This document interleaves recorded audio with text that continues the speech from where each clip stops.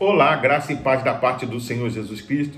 Vocês que nos assistem, nos acompanham, sejam muito bem-vindos. Você está no canal Beit Sefer, Escola Bíblica à Distância. O Evangelho não só convoca o povo a crer, mas também a obedecer. A natureza da crença do Evangelho é a obediência.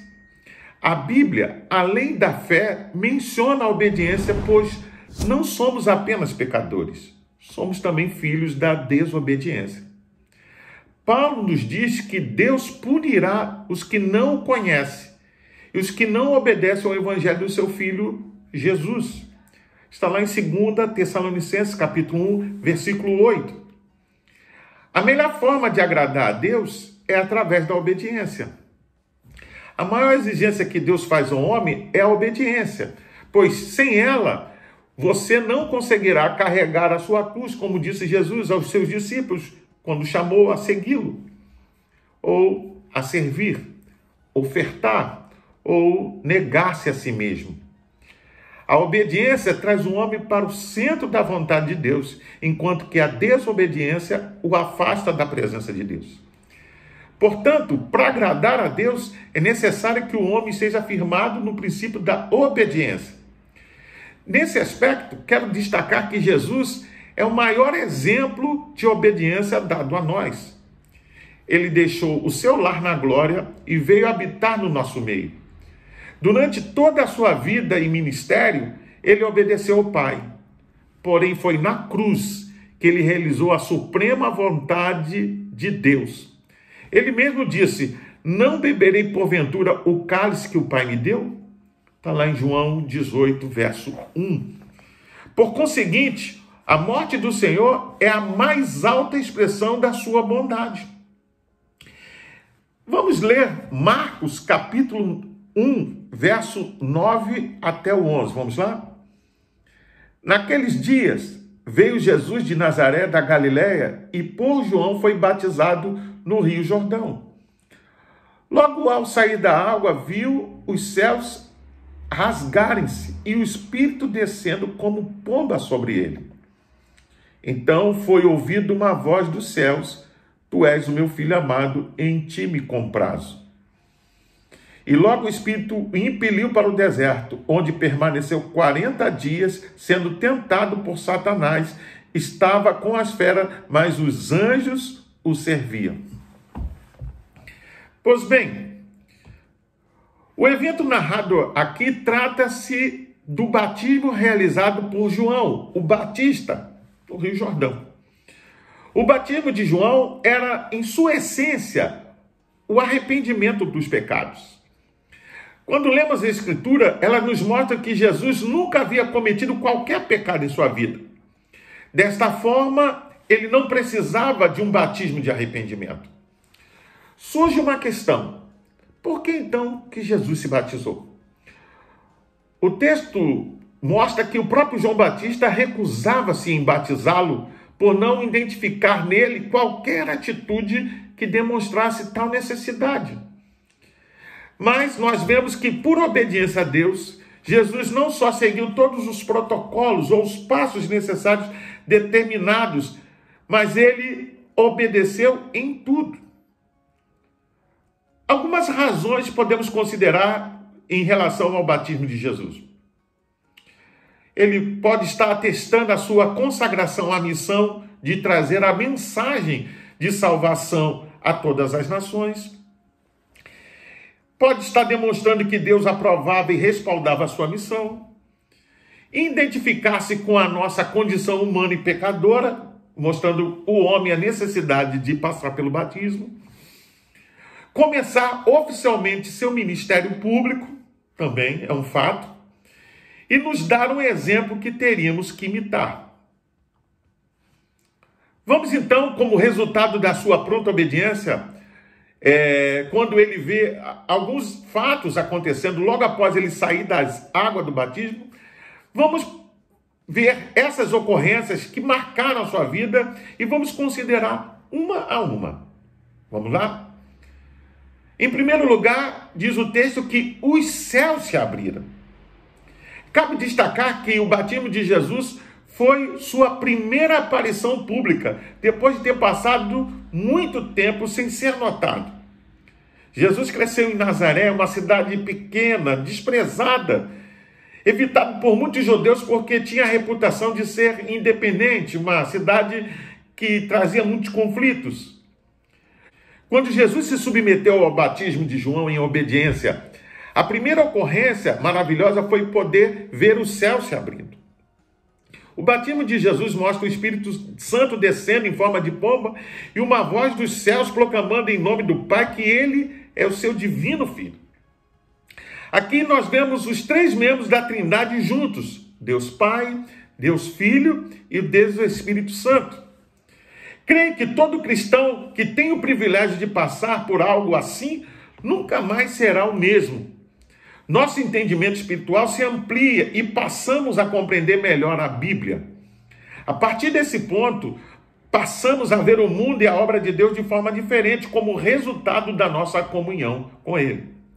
Quando fazemos o mesmo, os céus também se abrem e nos é revelada coisas que nos estavam ocultas, mas que pela nossa atitude de fé e obediência a Deus se manifestam. Jesus viu os céus se abrindo e ele, a partir dali, começa uma nova etapa do seu ministério. Mas uma segunda ocorrência também foi notada naquele dia. O Espírito Santo desceu. Essa segunda ocorrência foi a descida do Espírito Santo. Até o presente momento, Jesus vivia como filho de Deus, mas sem o pleno poder para realizar suas obras. Lembre-se, para viver entre nós, como homem sujeito às mesmas paixões, vivendo as mesmas demandas, as mesmas situações, como qualquer ser humano, ele precisou renunciar à sua glória. Mas a partir da experiência de ser batizado nas águas, o Espírito Santo veio sobre ele, e ele passou então a caminhar na terra como um homem sobrenatural, cheio da graça e da manifestação do poder de Deus. Veja, eu não estou querendo dizer que antes disso não havia acontecido alguns fatos importantes, mas agora, cheio dessa plenitude de poder, né, através desse ato de obediência da parte de Jesus, abre as portas celestiais para que ele, de lá, recebesse o maravilhoso Espírito Santo sobre a sua vida. Foi por meio dele que Jesus realizou curas e milagres sobrenaturais.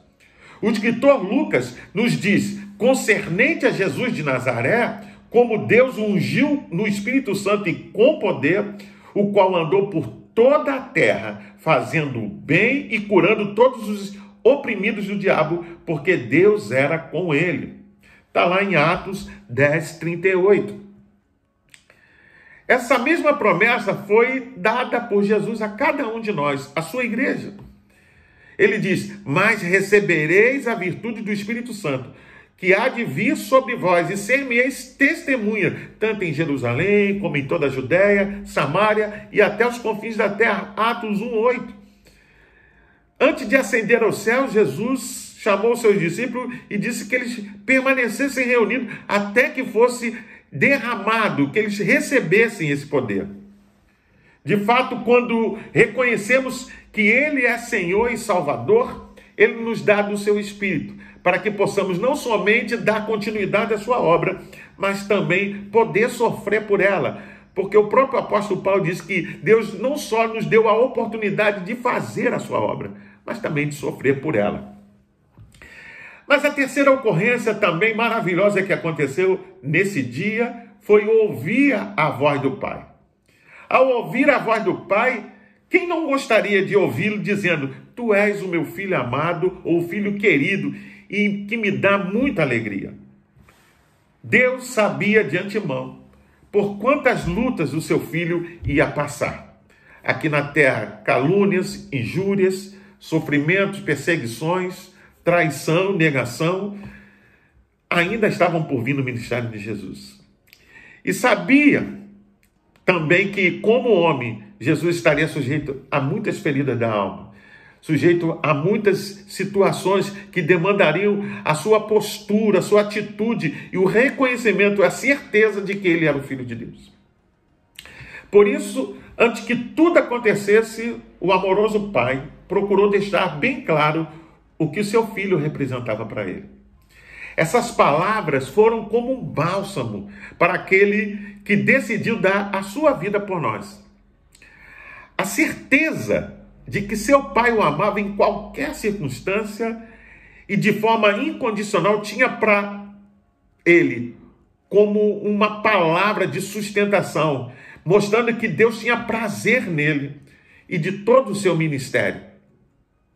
Havia uma motivação maior que estava acima de qualquer adversidade e que impelia até o fim. Você entende? Jesus, como filho de Deus e convicto do amor do Pai, ele foi motivado a ir acima de qualquer situação, a enfrentar qualquer dificuldade. O grande amor divino que o Pai tem por Jesus se estende também a nós. Deus tem cuidado, zelado e amado de cada um de nós, de maneira que talvez você sequer compreenda.